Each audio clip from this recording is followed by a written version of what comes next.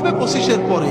যদি 30 থেকে মৃত্যু পর্যন্ত জীবন পেতে চাও, মৃত্যু নয় জীবন, জীবন মৃত নয়, সত্যিকারের জীবন, যে জীবনে ফুর্তি থাকবে, কর্ম থাকবে, শান্তি থাকবে, এই রকম জীবন পেতে চাও, তাহলে আমার কথাটা একটু মন দিয়ে শোনো।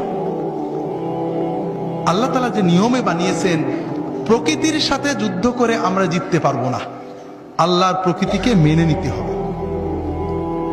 আল্লাহ তাআলা আমাদের সৃষ্টি করেছেন, প্রতিদিন 6-7 ঘন্টা তুমি ঘুমাবে, গভীর ঘুম, 1-2 ঘন্টা খেলবে, কঠিন পরিশ্রম, তোমার শরীর ঘেমে রক্ত টকবক করে বেরেনে যাবে, ফুটবল, হাডুডু, ব্যাডমিন্টন, ভলিবল, দৌড়, সাঁতার, এগুলো খেলতে হবে।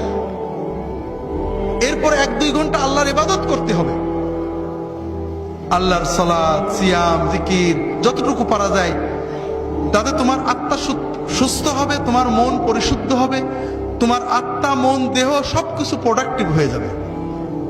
এরপরে তুমি 4-5 ঘন্টা তোমার 25-এর পরের জন্য কর্ম বা শিক্ষা নেবে।